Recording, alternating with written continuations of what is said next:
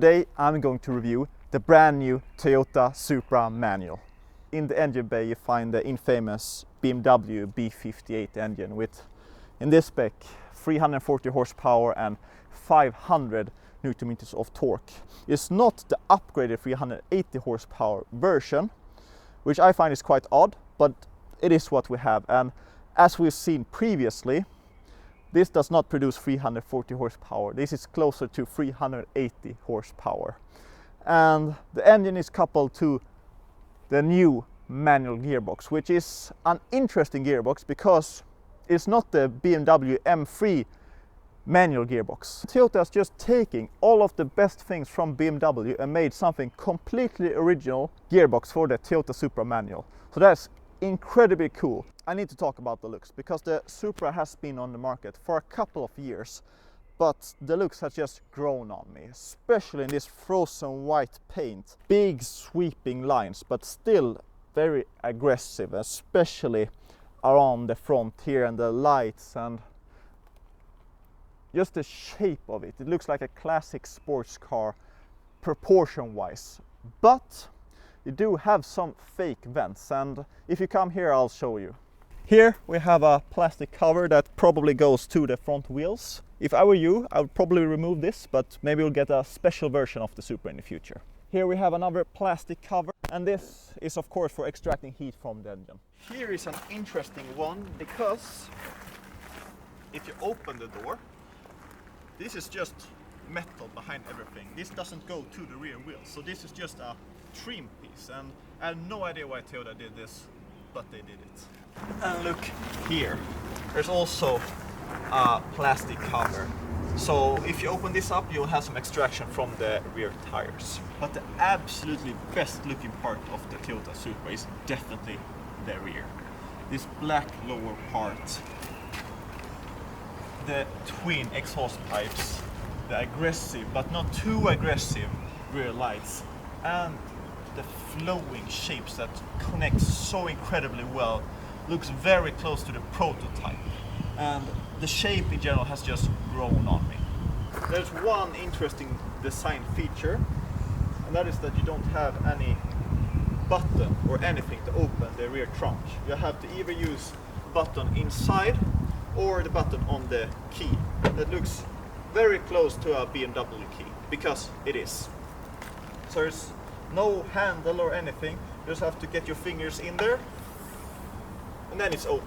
And here's also an interesting design feature. Because of the shape of the car, it means that it gets smaller here, so getting in big stuff is quite difficult, but once you get your stuff in, it's very wide and quite deep as well. But being bigger than the Toyota GR86, inside, both loading wise and interior wise, it feels more cramped, and that's something that I wasn't expecting. Look here and you will find Supra badge brakes, Michelin Pilot Super Sport tires that are 275 in the rear and 255 in the front. They do the job fine of putting the power down, especially when they are warm, but this is a short wheelbase sports car with a lot of power, which means that you can easily overpower the rear wheels. So you have to be on it when you're on it. Inside you find carbon fiber, a thin, perfectly sized steering wheel, simple buttons for the climate control, and of course that manual gearbox. It feels extremely driver focused and very tight, very, close around you. You sit like in a cockpit, right? You feel secure, you're fitting snug. A lot of BMW, of course, the previous generation BMW infotainment system, the digital gauge cluster or semi-digital gauge cluster, which is not bad. Everything works, and personally I wouldn't mind, I don't care about these things, because what I care about is the engine, the gearbox, the steering, and all of that. The rest is secondary, and it's on such a decent or good level that I don't really care. It's good, it looks great, and it works great for the Toyota Supra. You get some burbles but in general it sounds very quiet, very muted. And even though I give it some revs, you hardly get any sound. It's very vacuumy, very turbocharged. Simple button to set the car into sport, and a very simple press to semi turn off the traction control. Hold the button and everything is completely off. And when everything is off, you really had to be on it, because this is a car with a short wheelbase and a lot of power. Supra has been around for a couple of years now, and while we have had the manual gearbox update, we have had a more powerful engine and a few mechanical changes as well, it would be nice to see maybe a few software changes, some new graphics, and maybe some component upgrades to make it feel a bit fresher. So I'm now in normal, but I can switch it over to sport. And I must say that the steering does change and feels, you know, a bit more precise, a bit heavier, loads up more. The way the car loads up is a bit different. It feels tighter. We're in a straight here. Let's try to do a semi-decent launch. First gear, build up some revs.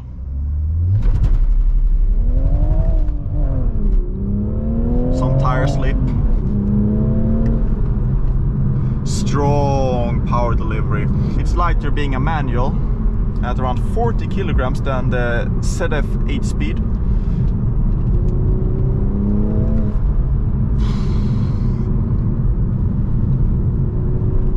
You can carry so much speed through the bends, and the feedback from the front, but it's not clinical, it's still playful. It moves around just enough, then the rear follows suit, and have an amazing control mid-corner, and then you put the accelerator down and you feel the balance of the car, the limit of traction. The feedback there is just perfect.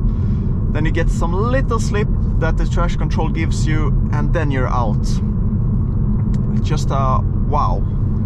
Once the rear starts to kick out and you want to play with it, you have to be on it and catch the car, because it has a short wheelbase, which is great for aiding the turning, the rotation of the car. But if you start to drift, to play, to go wide, to power slide, you have to catch the car quickly and be on it, unless you lose the rear. And during undulations like this, and especially during braking, there is quite a lot of bumps there. So the car is more lively and not as settled down as some other cars. And then during acceleration, the rear squats down quite a lot. Not as, you know, the car is not as flat as I thought it would be. I don't know if that's a good or bad thing. It definitely helps with the liveliness of the car. The brakes are strong and powerful and easy to modulate. My thought was that the gearbox, the manual gearbox, would make or break the Supra. If it wouldn't be engaging enough, nobody would be interested, because it would just diminish the value of the Toyota Supra as a driver's car. But I'm so thankful that that is absolutely not the case. This manual gearbox is tight, precise, quick,